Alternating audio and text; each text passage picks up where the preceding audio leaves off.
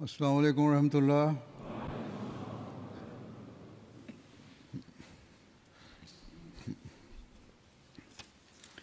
अशहदु अल्ला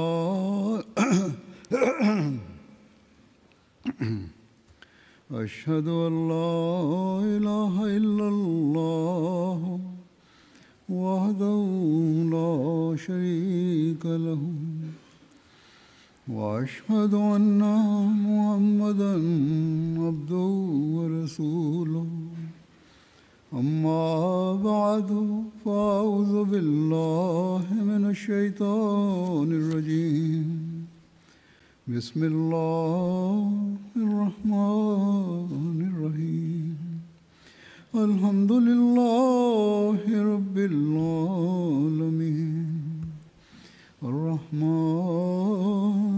रहीम मालिकि यौमिद्दीन इय्याका नअबुदु व इय्याका नस्तईन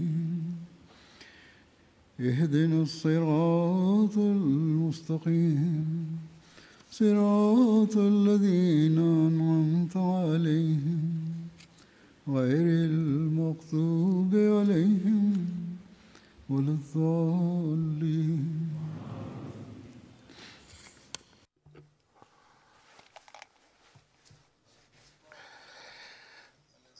হজরত মসিহ মাউদ আলাইহিসসালাতু ওয়াসসালামের দাবি যে আমি সেই মসিহ মাউদ এবং প্রতিশ্রুত মাহদী, যার আগমনের হজরত মুহাম্মদ সাল্লাল্লাহু আলাইহি ওয়াসাল্লাম ভবিষ্যৎবাণী করেছিলেন।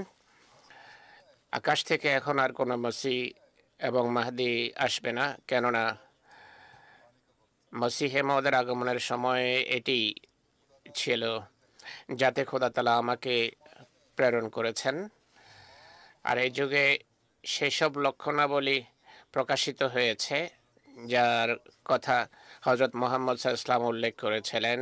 সেসব ভবিষ্যৎবাণী পূর্ণতা লাভ করেছে যা মহানবী সাল্লাল্লাহু আলাইহি ওয়াসাল্লাম মসিহর লক্ষণ হিসেবে উল্লেখ করেছিলেন। তিনি জগৎবাসীকে আমন্ত্রণ জানিয়েছেন, বিশেষ করে মুসলমানদেরকে ডেকেছেন, বলেছেন যে মহানবীর ভবিষ্যৎবাণীগুলো একটু দেখো, চিন্তা করো, ভাবো, প্রণিধান করো, বুঝো, কেননা এতেই তোমাদের মঙ্গল নিহিত, এতেই তোমাদের কল্যাণ নিহিত, আর এতেই খোদা এবং তার রসূলের নির্দেশ মান্য করা বই কি। তিনি বলেন, আমাকে তোমরা অভিযুক্ত করো না যে আমি নাউজুবিল্লাহ, আমাকে দোষারোপ করো না যে আমি নাউজুবিল্লাহ মহানবীর অসম্মান অবমাননা করেছি। এটি মিথ্যা একটা অপবাদ যা আমার প্রতি আরোপ করা হয়। আমি হুজুর সাল্লাল্লাহু আলাইহি ওয়াসাল্লামের দাসত্বে, তার আনুগত্যে, তার ধর্মের প্রচার এবং প্রসারের জন্য এসেছি। আমার হৃদয়ে তিনি সাল্লাল্লাহু আলাইহি ওয়াসাল্লামের প্রেম এবং ভালোবাসায় কানায় কানায় ভরা। তিনি তার অগণিত রচনায়, বক্তৃতায়, তার বৈঠকে, ব্যক্তিগত জীবনে এই বিষয়গুলো, এই কথাগুলো প্রকাশ করেছেন। তিনি হুজুর সাল্লাল্লাহু আলাইহি সাল্লামকে ভালোবাসার এমন বহিঃপ্রকাশ ঘটিয়েছেন যা অনন্য, যার দৃষ্টান্ত খুঁজে পাওয়া যায় না। এটি এমন প্রেম, এমন ভালোবাসা যা অন্য কোথাও দেখা যায় না। এই দৃষ্টিকোণ থেকে মহানবী হযরত মসিহ মাউদের কিছু উদ্ধৃতি উপস্থাপন করব, যার মাধ্যমে এই প্রেম ভালোবাসার উপর কিছুটা আলোকপাত হবে, যা তার মহানবীর প্রতি ছিল। অতএব তার উপর এবং তার মান্যকারীদের উপর যারা এই অপবাদ আরোপ করে যে নাউজুবিল্লাহ মসিহ মাউদ বা তার মান্যকারীরা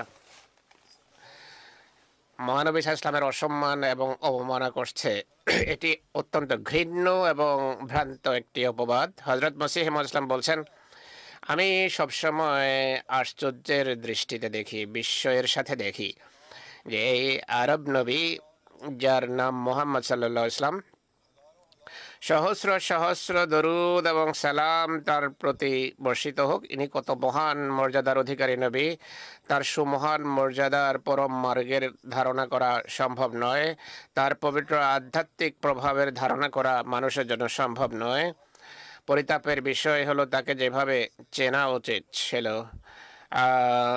তার পদমর্যাদাকে সেভাবে মানুষ শনাক্ত করেনি। যে একত্ববাদ দুনিয়া থেকে হারিয়ে গিয়েছিল, তিনি একমাত্র সেই বীর মানুষ যিনি তা পুনরায় পৃথিবীতে ফিরিয়ে এনেছেন। তিনি খোদা তাআলাকে পরম ভালোবেসেছেন আর মানবজাতির প্রতি পরম ভালোবাসায় তার হৃদয়ে বিগলিত হয়েছে। এই কারণে খোদা তাআলা যিনি তার হৃদয়ের গভীর রহস্যকে জানতেন, তাকে সকল নবী এবং পূর্বাপরের সবার উপর শ্রেষ্ঠত্ব দিয়েছেন আর তার কাঙ্ক্ষিত বিষয়াদি পৃথিবীতেই তাকে দান করেছেন। তিনি সকল কল্যাণের উৎসস্থল। যে ব্যক্তি মোহাম্মদ রসুল্লাহ থেকে কল্যাণ লাভ না করে কোনো শ্রেষ্ঠত্বের দাবি করে, সে মানুষ নয় বরং শয়তানের বংশ। কেননা সকল সাফল্যের চাবি তাকে দেয়া হয়েছে, সকল তত্ত্বজ্ঞানের ধনভাণ্ডার তাকে দান করা হয়েছে। যে তার মাধ্যমে অর্থাৎ রসুল্লাহর মাধ্যমে পায় না, কোনো কিছু পাওয়ার দাবি করে না, সে চিরবঞ্চিত।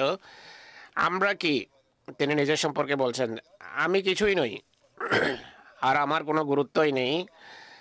আমরা অকৃতজ্ঞ হব যদি এ কথা স্বীকার না করি যে প্রকৃত তৌহিদ আমরা সেই নবীর মাধ্যমে লাভ করেছি। জীবন্ত খোদাকে আমরা সেই কামেল নবীর মাধ্যমে এবং তার জ্যোতির মাধ্যমে চিনেছি।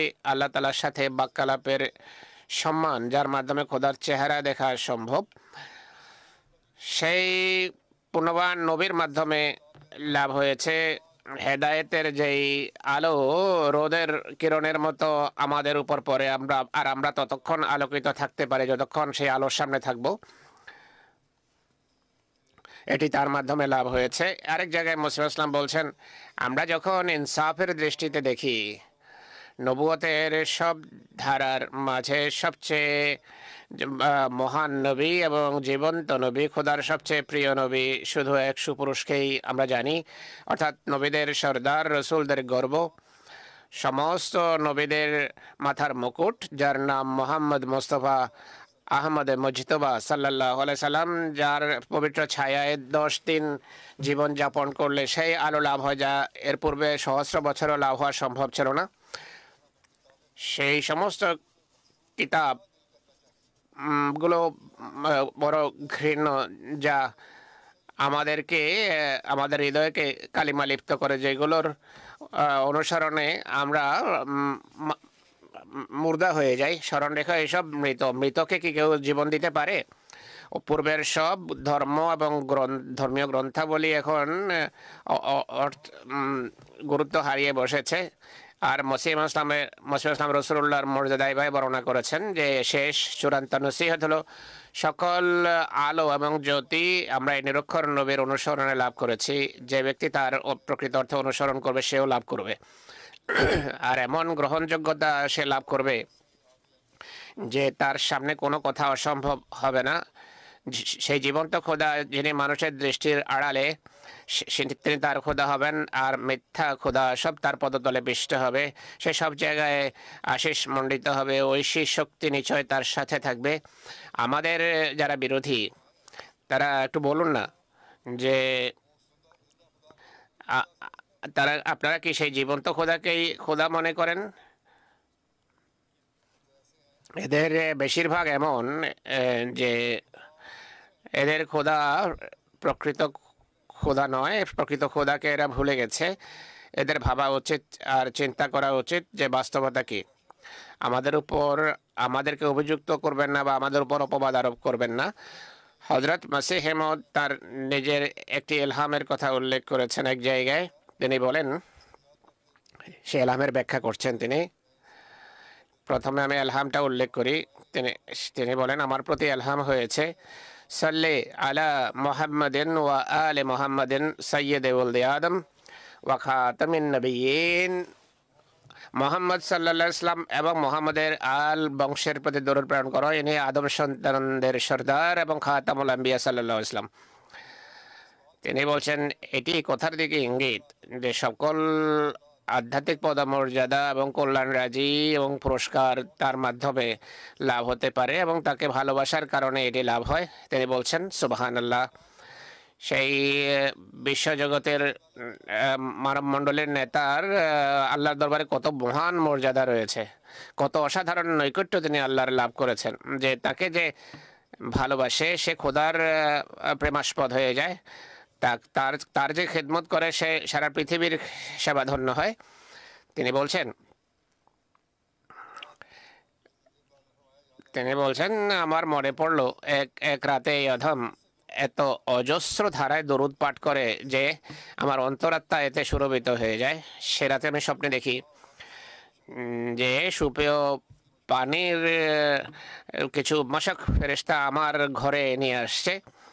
আর তাদের একজন বলে যে এটি সেই কল্যাণ রাজি, এটি সেই বরকত, এটি সেই দরুদের বরকত যা তুমি মুহাম্মদের প্রতি প্রেরণ করেছ। আর এমন আরেকটি বিস্ময়কর ঘটনা মনে পড়লো আমার। একবার এলহাম হয়, সেই এলহামের অর্থ হলো ঊর্ধ্বলোকে জনমণ্ডলী বিতর্কে লিপ্ত, অর্থাৎ আল্লাহ তালার ইচ্ছা হলো কাউকে প্রেরণ করা, কিন্তু এখনও ঊর্ধ্বলোকের সিদ্ধান্ত হয়নি কাকে প্রেরণ করবে। এই কারণে তাদের ঊর্ধ্বলোকের সৃষ্টির মাঝে বিতণ্ডা চলছে। স্বপ্নে দেখি যে মানুষ একজন ধর্মকে সঞ্জীবিতকারীর সন্ধানে আছে। এক ব্যক্তি আমার সামনে আসে তখন এবং ইঙ্গিত করে বলে যে হাযা রাজুলুন ইউহিব্বু রাসূলাল্লাহ, অর্থাৎ ইনি সেই ব্যক্তি যিনি হযরত মুহাম্মদ সাল্লাল্লাহু আলাইহি ওয়াসাল্লামকে ভালোবাসেন। আর এই কথার অর্থ ছিল এই পদ লাভের সবচেয়ে বড় শর্ত হলো রসুল করিম সাল্লাল্লাহু আলাইহি ওয়াসাল্লামকে ভালোবাসা। আর এই ব্যক্তি মির্জা সাহেবের মাঝে সেই ভালোবাসা রয়েছে। অর্থাৎ আমি যা কিছু লাভ করেছি, আল্লাহ আমাকে যে পদমর্যাদা দিতে চেয়েছেন সেই মর্যাদা, এর কারণ হলো আমি মুহাম্মদ রাসূলুল্লাহকে ভালোবাসি। শুধু ভালোবাসার দাবি করি না, বরং আমার অন্তর এই ভালোবাসায় পরিপূর্ণ। একইভাবে উপরোল্লিখিত এলহামে রাসূলুল্লাহর বংশের প্রতি দরুদ প্রেরণের যে নির্দেশ রয়েছে, এর রহস্য হলো ঐশী জ্যোতি লাভের ক্ষেত্রে আহলে বাইতকে ভালোবাসার এক অসাধারণ ভূমিকা রয়েছে। এটি হলো সেই প্রেম ও ভালোবাসার কাহিনী। রাসূলুল্লাহর প্রতি শুধু মৌখিক ভালোবাসার দাবি নয়, বরং তাকে ভালোবাসতে হবে, তার পরিবার পরিজনকেও ভালোবাসতে হবে।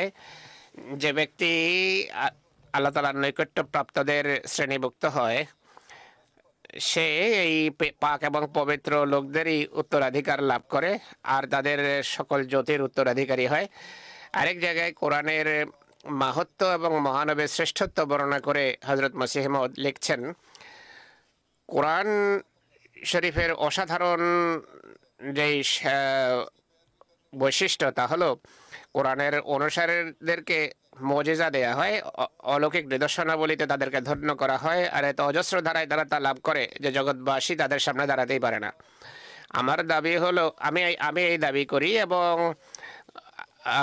গগনবিদারী কণ্ঠে বলছি, পৃথিবীর সকল বিরোধী প্রাচ্যের হোক বা প্রতীচ্যের এক ময়দানে যদি তারা সবাই সমবেত হয় আর নিদর্শন এবং অলৌকিক নিদর্শনের ক্ষেত্রে আমার মোকাবেলা করতে চায়, তাহলে আমি খোদা তাআলার কৃপা এবং তার প্রদত্ত তৌফিকে সবার উপর জয়যুক্ত থাকব। আর এই বিজয় এই কারণে হবে না যে আমার আত্মায় বেশি কোনো শক্তি আছে, বরং এটি এই কারণে হবে যে আল্লাহ তাআলা তার কিতাব কোরআন করিমের অসাধারণ শক্তি, অসাধারণ গুণ এবং তার রসুল মোহাম্মদ রাসূলুল্লাহর আধ্যাত্মিক শক্তি, আধ্যাত্মিক শ্রেষ্ঠত্ব এবং সুমান মর্যাদার যেন আমি প্রমাণ তুলে ধরতে পারি। তিনি শুধু নিজ অনুগ্রহে, আমার কোনো যোগ্যতা বলে নয়, তিনি নিজ অনুগ্রহ আমাকে তৌফিক দিয়েছেন, আমার কোনো যোগ্যতা বলে নয়। আমি তার অসাধারণ নবী এবং তার শক্তিশালী বাণীর অনুসরণ করি এবং এটাকে ভালোবাসি। আর খোদার বাণী যার নাম হলো কোরআন, যা ঐশী শক্তির বিকাশ, আমি এর প্রতি ঈমান রাখি। তিনি ইসলামের বিরোধীদের সামনে প্রতিটি মুহূর্ত সর্বক্ষণ রাসূলুল্লাহর শ্রেষ্ঠত্ব প্রমাণে রত ছিলেন।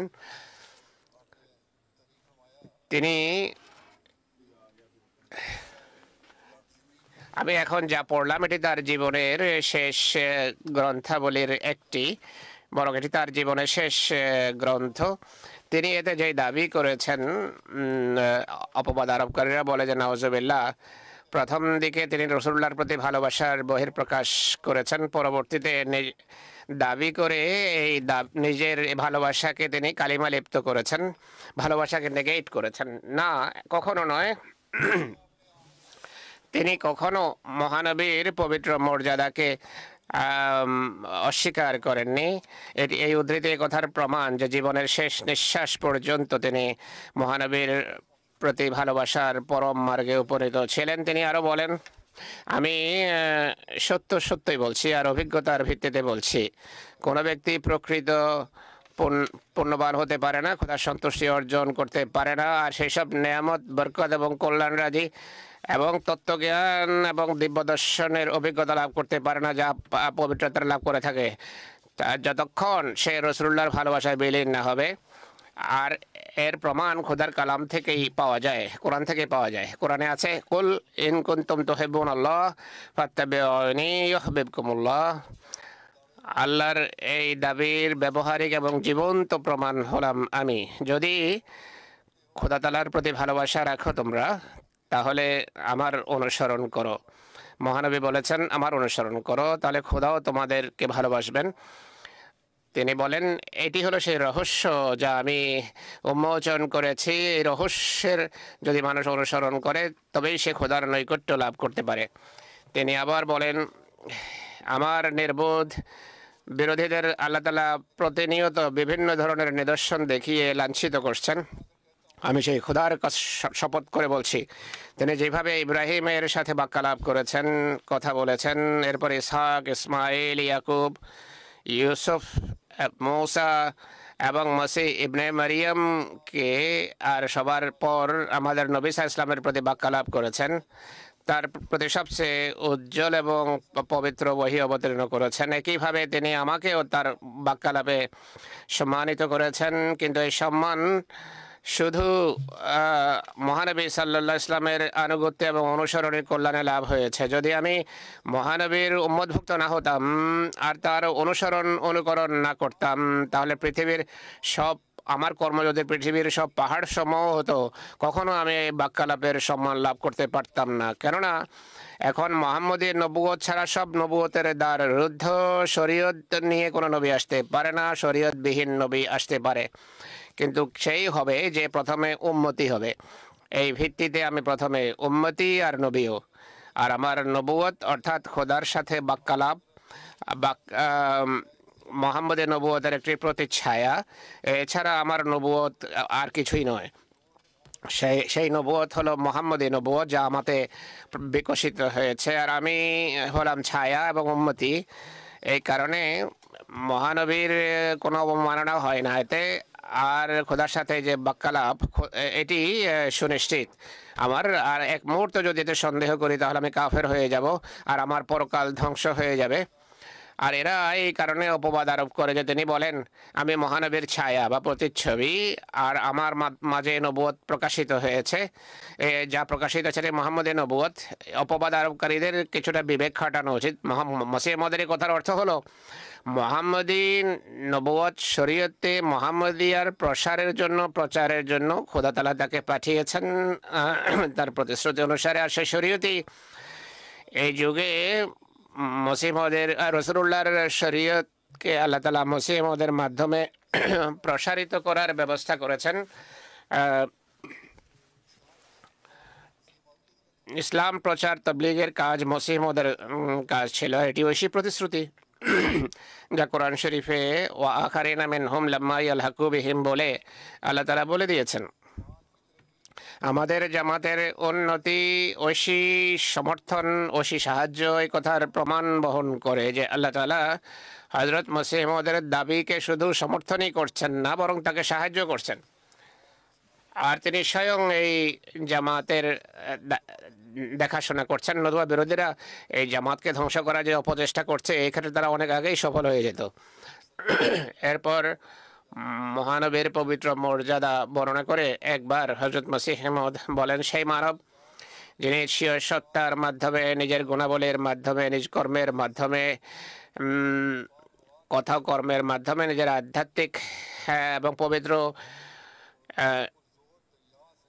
শক্তিবৃত্তির প্রবল দরিয়ার মাধ্যমে পরম আনুগত্য দেখিয়েছেন কর্মের ক্ষেত্রে, কথার ক্ষেত্রে। তিনি মানব আখ্যায়িত হয়েছেন। সেই মানব যিনি সবচেয়ে কামেল মানব ছিলেন এবং কামেল নবী ছিলেন এবং কামেল কল্যাণরা যিনি এসেছেন, যিনি আধ্যাত্মিক উত্থান, আধ্যাত্মিক কিয়ামতের মাধ্যমে আধ্যাত্মিকভাবে মানুষকে জীবিত করার মাধ্যমে আধ্যাত্মিক হাসর এবং উত্থানের মাধ্যমে পৃথিবীতে প্রথম কিয়ামত নিয়ে এসেছেন। এক প্রীত জগৎ প্রথমবার জীবিত হয়েছে।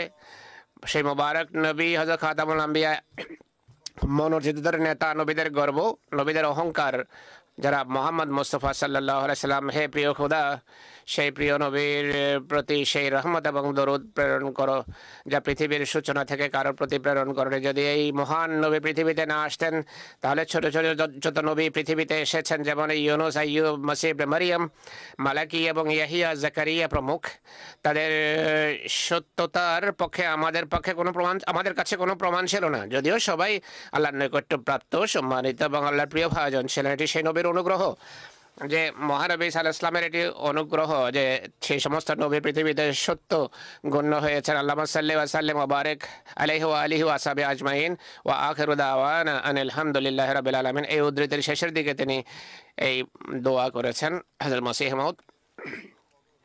আরেকবার বলেন, আল্লাহ তাআলাকে সন্তুষ্ট করার একটা রীতি হলো মহানবীর সত্যিকার অর্থে আনুগত্য করা।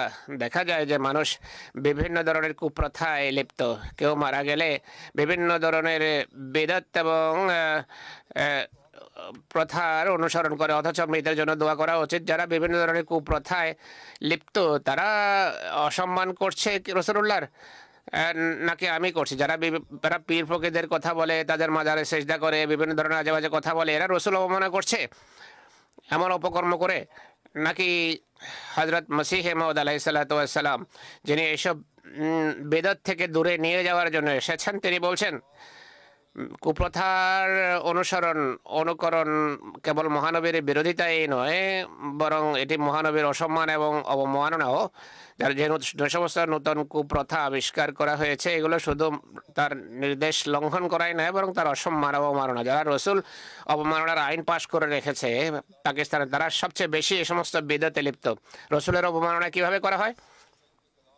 মহানবী সাল্লাল্লাহু আলাইহি ওয়াসাল্লামের উক্তি এবং কথাকে যথেষ্ট মনে করা হয় না। যদি যথেষ্ট মনে করত তাহলে নিজেদের পক্ষ থেকে সামাজিক অনাচার কদাচার আবিষ্কারের দরকার কি ছিল? যারা অনাচার এবং কদাচারে লিপ্ত, এরাই রসুলের অসম্মান করছে।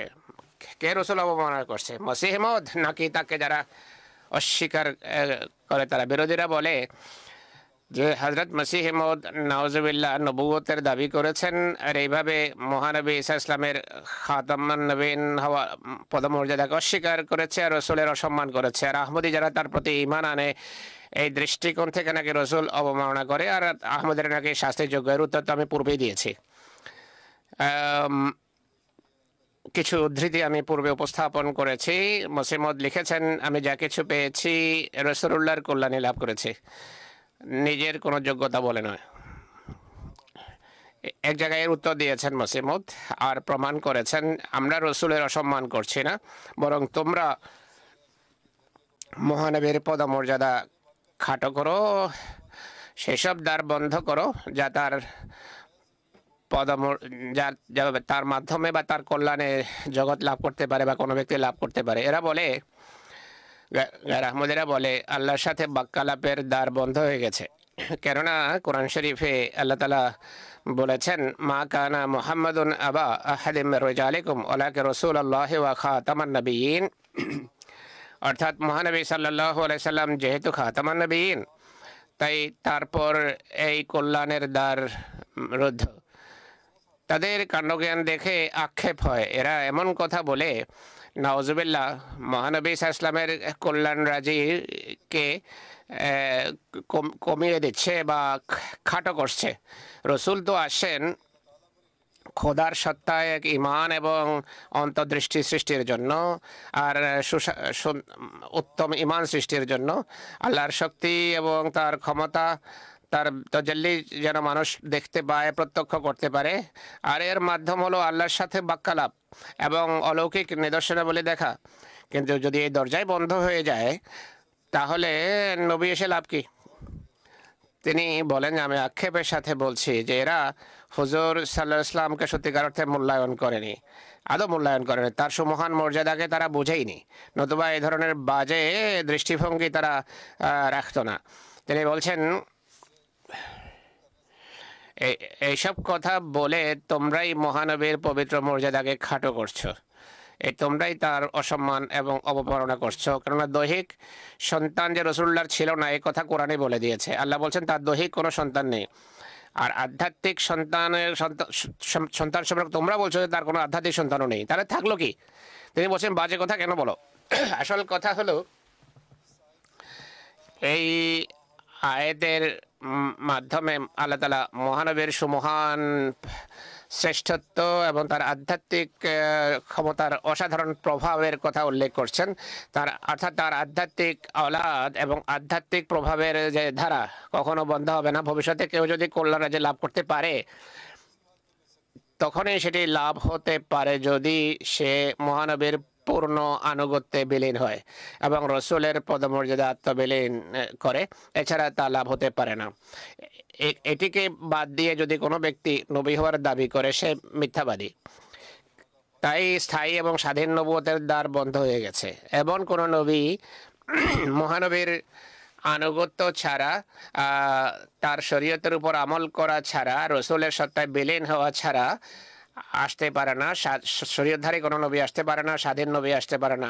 হ্যাঁ রসুলের সত্তায় বিলীন হয়ে এবং তার উম্মতি হিসাবে তার পূর্ণ অনুসারীদের জন্য এই দ্বার বন্ধ করা হয়নি। এই কারণে বারাহিন আহমদিয়ায় উল্লেখিত আছে যে কুল্লু বারাকাতিন মিন মুহাম্মাদিন সাল্লাল্লাহু আলাইহি ওয়াসাল্লাম ফাতাবারাকা মান আল্লামা ওয়া তাআল্লাম, অর্থাৎ যেই খোদার সাথে বাক্যালাপ এবং কথোপকথনের যে সম্মান আমাকে দেয়া হয়েছে এটি সম্পূর্ণভাবে মহানবীর আনুগত্যেরই কল্যাণ। এই কারণেই এটি এগুলো প্রকাশিত হচ্ছে। আল্লাহ যে সমস্ত সাফল্য দান করছেন এটি বা আমার সাথে যে আল্লাহ তাআলা কথা বলছেন বাক্যালাপ করছেন রাসূলুল্লাহর কল্যাণ এবং বরকতেই হচ্ছে। অর্থাৎ যেন আল্লাহ তাআলা মহানবীকে এভাবে সাহায্য করছেন।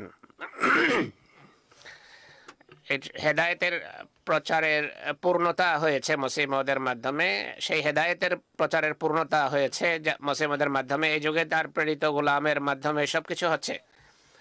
তিনি বলছেন যত বরকত এবং আধ্যাত্মিক প্রভাব এবং যত জ্যোতি প্রকাশ পাচ্ছে তা মোহাম্মদ রসুল্লাহরই জ্যোতি। এগুলো মোহাম্মদেরই বরকত যা আমি বিস্তৃত করছি। তিনি বলছেন আমি দৃঢ় বিশ্বাস এবং দৃঢ় প্রত্যয়ের সাথে বলছি মহানবীর সত্তায় নবুয়তের পরাকাষ্ঠায় পৌঁছেছে। সে ব্যক্তি মিথ্যাবাদী যে তাকে বাদ দিয়ে কোনো জামাত বা কোনো সিলসিলার সূচনা করে এবং তার নবুয়তকে অস্বীকার করে, নবুয়তের প্রশ্রবণকে অস্বীকার করে। আমি পরিষ্কারভাবে বলবো যে এমন ব্যক্তি অভিশপ্ত যে মহানবীকে বাদ দিয়ে তারপর অন্য কাউকে নবী হিসেবে বিশ্বাস করে এবং তার খাতমে নবুয়তের মোহরকে ভঙ্গ করে। এই কারণেই এমন কোনো নবী মহানবীর পর আসতে পারে না যার ওপর মোহাম্মদী নবুয়তের মোহর না থাকবে। আমাদের বিরোধী মুসলমানরা এটি ভুল করেছে। তারা খাতমে নবুয়তের মোহর খণ্ডন করে মোহর ভেঙে ইসরায়েলি নবী ঈসাকে আকাশ থেকে আনে। তারা বলে ঈসা আলাইহিস সালাম আকাশ থেকে আসবে, কিন্তু আমি বলছি যে মহানবী সাল্লাল্লাহু আলাইহি সাল্লামের পবিত্র আধ্যাত্মিক প্রভাব এবং তার চিরস্থায়ী নবুয়তের স্থায়ী মুজিজা হলো 1300 বছর পরও তার প্রশিক্ষণ, তার তরবিয়ত এবং তার শিক্ষায় তার উম্মতে মসিহে মউদ সেই নবুয়তের সেই মোহর খচিত হয়ে আসবেন। যদি এই বিশ্বাস কুফরি হয় তাহলে এই কুফরি আমার কাছে প্রিয়। কিন্তু এরা যাদের কাণ্ডজ্ঞান লোপ পেয়েছে, যারা নবুয়তের জ্যোতি থেকে অংশ পায়নি, তারা এটিকে বুঝে না আর এটিকে তারা কুফরি আখ্যা দেয়। অথচ এটি সেই কথা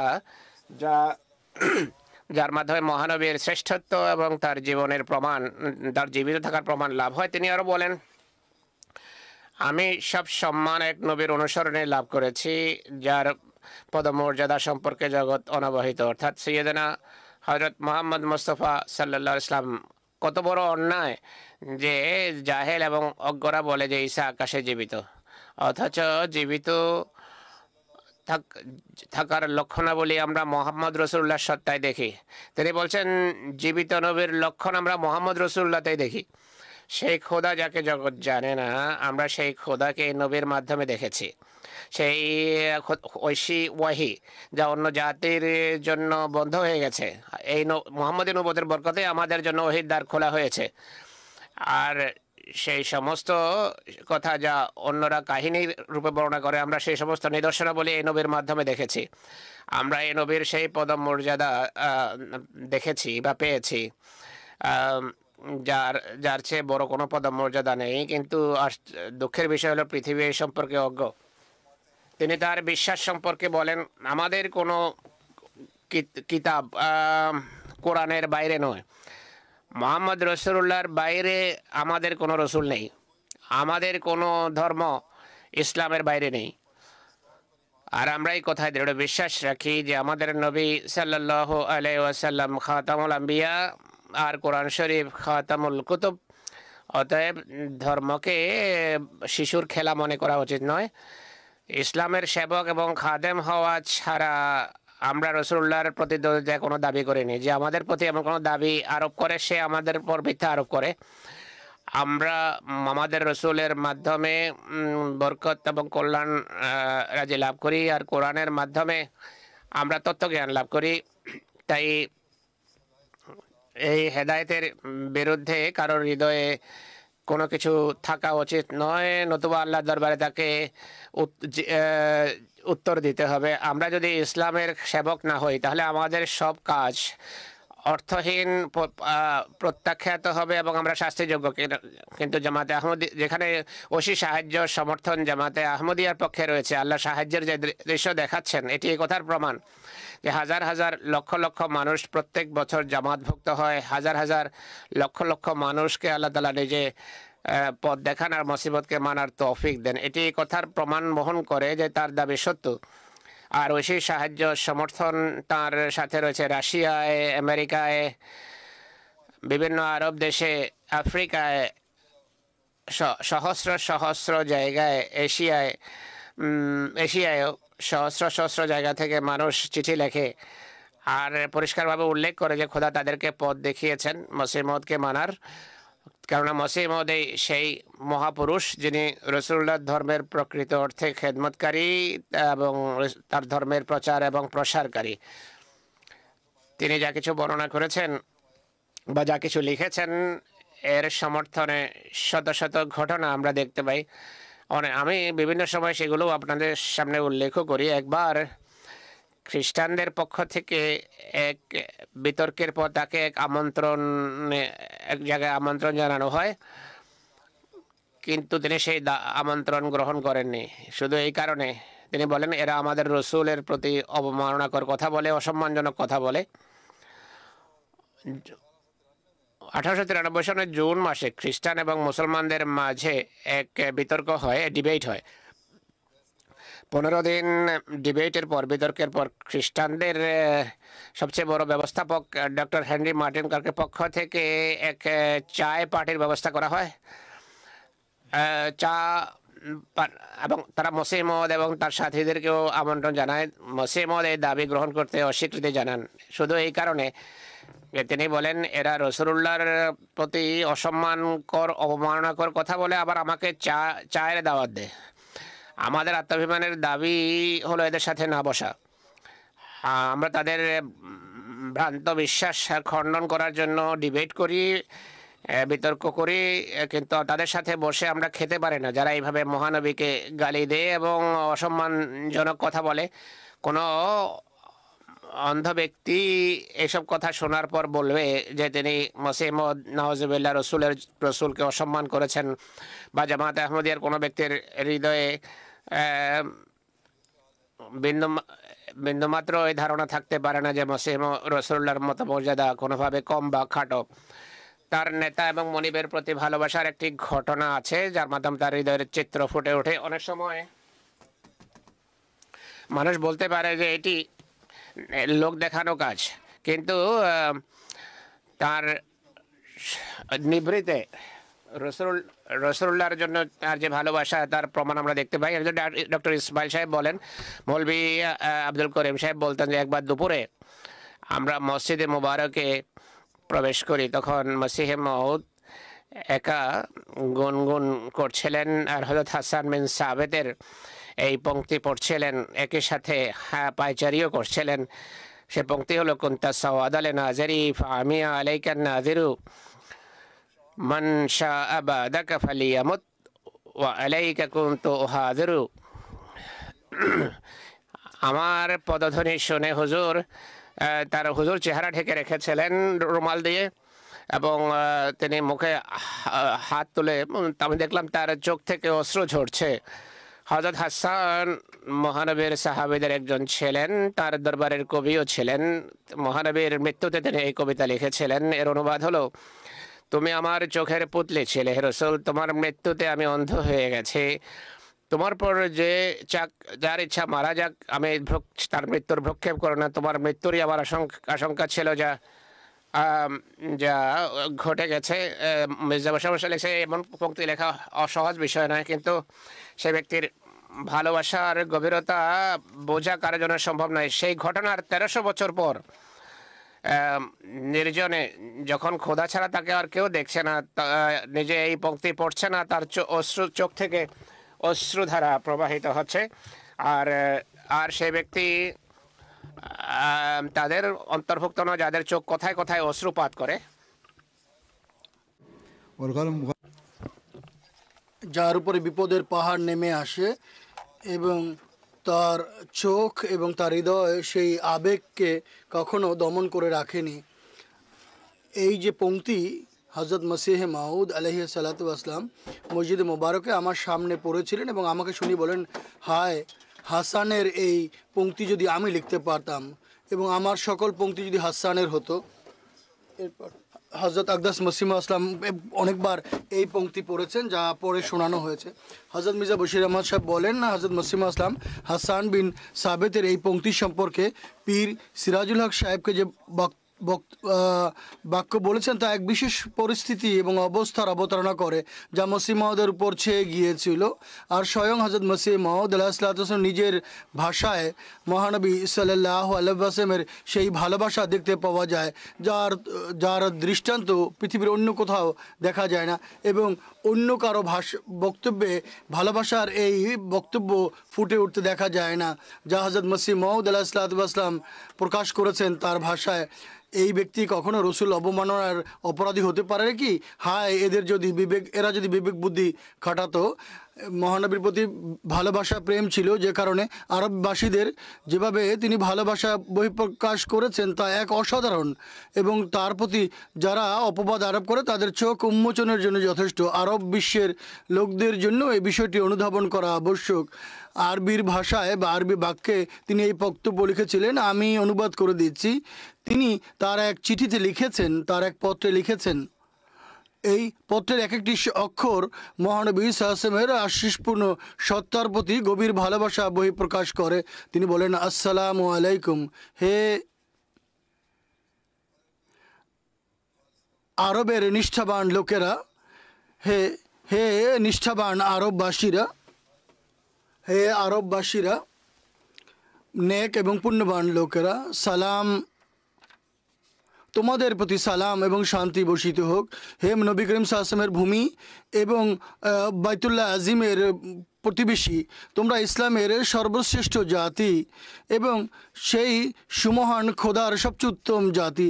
কোনো জাতি তোমাদের মহিমা কাছে পৌঁছতে পারে না এবং তোমাদের চেয়ে শ্রেষ্ঠ নয়। তোমাদের জন্য এই গৌরবই যথেষ্ট।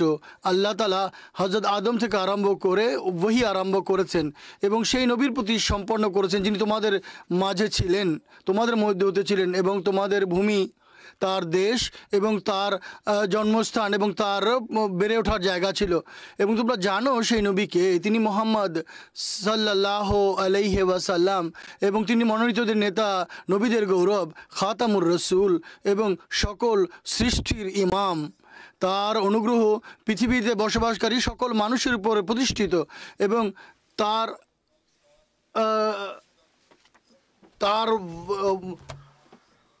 মহানবী সাল্লামের ধর্ম তত্ত্ব এবং মারেফতের যা দুনিয়া থেকে হারিয়ে গিয়েছিল তা নতুনভাবে তিনি জীবিত করেছেন। হে খোদা, তার প্রতি এতটা দরুদ এবং সালাম বরকত নাজেল করো যতটা পৃথিবীর পানির ফোঁটা অনু পরমাণু এবং এতে বসবাসকারী জীবিত প্রাণী বা যত কবরস্থ লোক রয়েছে তাকে এত বরকত দাও যতটা আকাশের বিভিন্ন গ্রহ নক্ষত্র প্রকাশিত এবং গুপ্ত রয়েছে। তার প্রতি ততটা সালাম এবং শান্তি প্রাণ করে যাতে পৃথিবীর প্রান্ত প্রান্ত ভরে যাবে। সৌভাগ্যশালী সেই জাতি যারা মোহাম্মদ রসুলের আনুগত্য অবলম্বন করেছে, সে হৃদয় কল্যাণমণ্ডিত যারা তার কাছে পৌঁছেছে এবং তার ভালোবাসায় বিলীন হয়েছে। হে এদেশের অধিবাসীগণ, আরবদের সম্বোধন করে বলছেন, হে এদেশের অধিবাসীগণ যারা মোহাম্মদ রসুল্লাহর পদধূলি যাদেরকে ধন্য করেছে, আল্লাহ তোমাদের প্রতি কৃপা করুন, তোমাদের প্রতি সন্তুষ্ট হন। আমি তোমাদের সম্পর্কে ভালো ধারণা রাখি। হে খোদার বান্দাগণ, আমার আত্মায় তোমাদের সাথে সাক্ষাতের জন্য এক পিপাসা রয়েছে। তোমাদের দেশ এবং তোমাদের লোকদের দেখার গভীর আগ্রহ রাখি। আমি সেই দেশকে দেখতে চাই যাকে সেই রসুলদের নেতার পদধূলি ধন্য করেছে, আর সেই সুরমা নিজের চোখে দিতে চাই। এই জমির পূর্ণবানদের সাথে মিলিত হওয়ার আগ্রহ রাখি। এটি হলো সেই আন্তরিক তার অন্তরের চিত্র যা তিনি তুলে ধরেছেন। হায় আরবের মুসলমানরা যদি মসিহ মদের নসিহত অনুসরণের সুযোগ পেত এবং তারা যদি সেই আমল করত যা রসুলুল্লাহর প্রকৃত মান্যকারী এবং তার উম্মতের প্রকৃত অনুসারীদের মাঝে মানুষকে অন্তর্ভুক্ত করতে পারে, তার শরীয়তকে প্রকৃত অনুসরণকারীদের এরা যদি অন্তর্ভুক্ত হতো কত ভালো হতো। কেবল তবেই তারা সেই মর্যাদা লাভ করতে পারে যা হারিয়ে গেছিল। শত্রুর গালি অসম্মানের মোকাবেলায় একবার নিজের আবেগ তিনি এভাবে প্রকাশ করেছেন, আমার হৃদয়ে কেঁদে কেঁদে এই সাক্ষ্য দেয় যে যদি এরা আমাদের সন্তানদের আমাদের চোখের সামনে হত্যা করে আর আমাদের প্রিয়জনদেরকে যারা পৃথিবীর আত্মীয় তাদেরকে যদি টুকরো টুকরো করে ফেলে আর আমাদেরকে লাঞ্ছিতভাবে হত্যা করে আর আমাদের সব ধন সম্পদ যদি করতলগত করে, তাহলেও খোদার কসম আমাদের তত দুঃখ হতো না আর কখনো আমাদের হৃদয় এতটা ব্যথিত হতো না যতটা এই গালি এবং রসুলের অবমাননার মাধ্যমে হয় যে আমাদের রসুলের প্রতি রসুলকে করা হয়েছে। এই শব্দগুলো কি কোনো রসুল অবমাননাকারীর শব্দ হতে পারে? যারা অপবাদ আরোপ করে তাদের কিছুটা ভাবা উচিত, চিন্তা করা উচিত। হে আহমদিয়তের বিরোধীরা, যারা মোহাম্মদ রসুল্লাহর উম্মতভুক্ত, যারা তাকে ভালোবাসার দাবি রাখো, একটু ভাবো, চিন্তা করো, তোমাদের অযথা বিরোধিতা কোথাও খোদার অসন্তুষ্টির কারণ না হয়। আজকে যে অবস্থা বিরাজমান, দেখো যে কোথাও এই বিরোধিতা, কোথাও এই তোমাদের এই যে বিরোধিতা এটি এই কারণে হচ্ছে না তো, তোমাদের অপকর্মের কারণে তোমাদের এই বিরোধিতা হচ্ছে না তো, কোথাও এই কারণে তোমাদের এই অবস্থা নয় তো যে তোমরা অবমাননার কথা বলছো। সমবেদনা এবং সহানুভূতি যতটুকু সম্পর্ক আছে, ভালোবাসা যতটুকু সম্পর্ক আছে রসুলুল্লাহকে, আমরা মসিহ মওদের এই পংক্তি অনুসরণ করে তিনি বলেন যে হে আমার হৃদয়, তুমি কি একটু দেখো এদের প্রতি দয়ার সাথে স্নেহের সাথে দেখো যে অবশেষে রসুলুল্লাহরই প্রেমিক, রসুলুল্লাহকেই ভালোবাসে, এরা আমার রসুলের প্রতি ভালোবাসার দাবি রাখে। তো এই দৃষ্টিকোণ থেকে আমরা সব মুসলমানকে ভালোবাসি, তাদের উন্নতির জন্য, অগ্রগতির জন্য দোয়া করি এবং যতটুকু চেষ্টা করা সম্ভব করি এবং তাদের জন্য আমরা শুভ কামনা করি, তাদের জন্য দোয়া করি। কিন্তু তারাও তো বিবেক খাটাক, আর আল্লাহ তাআলার পক্ষ থেকে প্রেরিত মহানবী সাল্লাল্লাহু আলাইহি ওয়াসাল্লামের নিষ্ঠাবান প্রেমিকের অস্বীকার না করে তার বাণী যেন শুনে এবং তা অনুধাবন করার চেষ্টা করে। কুফরের ফতোয়া প্রদানের ক্ষেত্রে তাড়াহুড়ো না করবে না। যাই হোক, আমরা এই মুসলমানদের প্রতি ভালোবাসা দাবি করতে থাকবো। তাদের দাবি হচ্ছে তারা মহানবীকে ভালোবাসে, সেটা বাহ্যিক হোক না কেন। আল্লাহ তাআলা মুসলমান উম্মতকে বিবেক দিন, চেতনা দিন, তারা যেন বিরোধী থেকে বিরত হয়। আল্লাহ তাআলা কি তাদেরকে জিজ্ঞেস করবেন না, তোমরা গবেষণা না করেই কেন বিরোধিতা করেছো? শুধুমাত্র গবেষণা না করে, যাচাই বাছাই না করে মৌলবীদের কথায় পড়ে বিরোধিতা করে। আর মৌলবীরাও পড়তে চায় না, অভিনিবেশ করতে চায় না। যদি অভিনিবেশ করতো, তারপর যদি দেখতো এই দাবিকারকের কোনো বক্তব্যের মধ্যে কোনো অবমাননা কিছু আছে কি, এই অভিনিবেশের পর যদি তারা তার বক্তব্য বুঝতে না পারতো, তারপর যদি বিরোধিতা করতো, তারপর তাদের উচিত ছিল আহমদীদের কাছে জিজ্ঞেস করা। এরপরও যদি তোমরা দেখতে পেতে যে সব কথা অবৈধ বা অন্যায় এবং কোরআন ও হাদিস এবং শরীয়ত এবং মহানবী সাল্লাল্লাহু শিক্ষা পরিপন্থী, তাহলে তোমরা বিরোধিতা করার অধিকার রাখতে। কিন্তু তোমরা আমাদের হৃদয় চিরে দেখেছো কি যে আমাদের হৃদয়ে মহানবী সাল্লাল্লাহু আলাইহি ওয়াসাল্লামের প্রতি ভালোবাসা এবং গভীর প্রেম নেই, আর কতটুকু আছে এবং কতটা পরিপূর্ণ? তোমরা কি দেখেছো যে আমরা তার শেষ শরীয়তের উপর কত বেশি ঈমান রাখি? তোমরা কি দেখেছো যে আমরা পবিত্র কোরআনের প্রতিটি আদেশের উপরে আমল করার চেষ্টা করি এবং এর উপরে দৃঢ় বিশ্বাস রাখি? তোমরা কি দেখেছো যে আমরা আল্লাহ তাআলার তৌহিদকে সমগ্র বিশ্বে প্রতিষ্ঠা করার জন্য সর্বাত্মক চেষ্টা করছি? অতএব কিছুটা তো চিন্তা করো, কিছুটা তো পরিধান করো।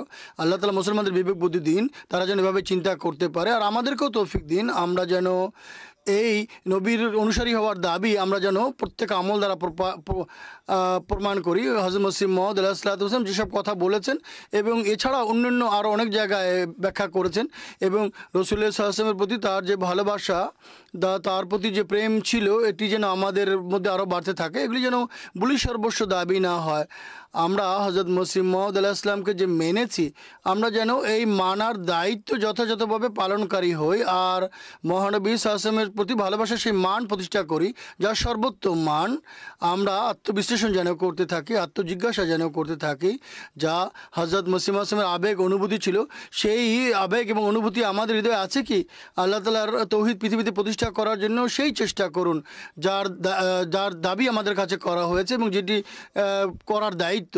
আর হযরত মুহাম্মদ সাল্লাল্লাহু আলাইহি ওয়াসাল্লামের পতাকা সমগ্র বিশ্বে উড্ডীন করার জন্য, সকল কোরবানির জন্য প্রস্তুত থাকে, এবং আল্লাহ তাআলার তৌহিদ প্রতিষ্ঠার জন্য সকল কোরবানি করতে যেন আমরা প্রস্তুত থাকি, এবং ততক্ষণ পর্যন্ত যেন আমরা নিশ্চিত না হই যতক্ষণ মতো এই উদ্দেশ্য বা লক্ষ্য অর্জন না করি, যা পূর্ণ করার জন্য আমরা হযরত মসিহ মউদ আলাইহিস সালাতু ওয়াস সালামের জামাতভুক্ত হয়েছি। আল্লাহ তাআলা কাদিয়ানে জলসায় যোগদানকারী প্রত্যেক ব্যক্তিকে তার নিরাপত্তার চাদরে আবৃত করে রাখুন, এবং যারা নিজেদের বাড়ি ঘরে বসে শুনছেন এই অনুষ্ঠান, তাদেরকেও নিরাপত্তার চাদরে আবৃত করে রাখুন, এবং সত্যিকার অর্থে ইসলামী শিক্ষার উপরে আমল করার তৌফিক দিন, এবং নবীর প্রতি ভালোবাসা প্রকাশের তৌফিক দান করুন, এবং নিজেদের বয়াতের দায়িত্ব যথাযথভাবে পালনের তৌফিক দিন। এখন আমাদের কাদিয়ানের এই জলসার সাথে বিশ্বের বিভিন্ন দেশে জলসা হচ্ছে, বিভিন্ন স্থানে জলসার চিত্র দেখানো হচ্ছে। টোগোতে জলসা হচ্ছে, মালিতে বার্ষিক জলসা হচ্ছে, আজ তাদের শেষ দিন। বুর্কিনা ফাসোতে জলসা হচ্ছে, তাদের শেষ দিন আজ। গিনি কোনাক্রিতে জলসা হচ্ছে, এটিও আজ তাদের শেষ দিন। নাইজেরিয়া জলসা হচ্ছে, সেখানেও আজ তাদের শেষ দিন। সেনেগালে জলসা হচ্ছে, গিনি বাসাওতে হচ্ছে, আমেরিকার ওয়েস্ট কোস্টে জলসা হচ্ছে। এইসব জলসা যেখানে বার্ষিক জলসা হচ্ছে, তারা এই উদ্দেশ্যে এখানে সমবেত হয়েছে হযরত মসিহ মউদ সাল্লামের বাণী শুনে এবং বিশ্বের সর্বত্র পৌঁছানোর দায়িত্ব পালন করতে পারে এবং নিজেদের আত্মসংশোধনের চেষ্টা করতে পারে। আল্লাহ তাআলা সবাইকে এর তৌফিক দান করুন, এবং সকল আশিস এবং কল্যাণ নিয়ে তারা জলসা থেকে ফেরত যান, যে বরকত লাভের জন্য তারা এই জলসায় যোগদান করেছেন। এখানে এখন কাদিয়ানে যে উপস্থিতি রিপোর্ট পাঠিয়েছেন, তারা বলছে যে এখন 42টি দেশের প্রতিনিধি সেখানে উপস্থিত আছেন। 16,091 হচ্ছে উপস্থিতি। কাদিয়ানের দৃষ্টিকোণ থেকে ভালো উপস্থিতি। আল্লাহ তাআলা সবাইকে জলসার আশিস এবং কল্যাণ থেকে কল্যাণমণ্ডিত হওয়ার তৌফিক দিন। আসুন এখন আমরা দোয়া করি।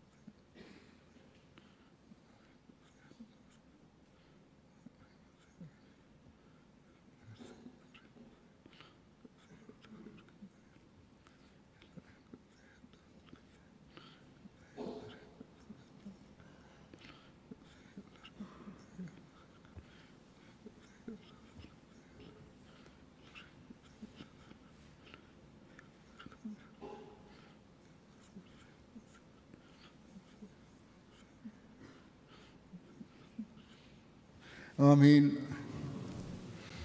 আমিন।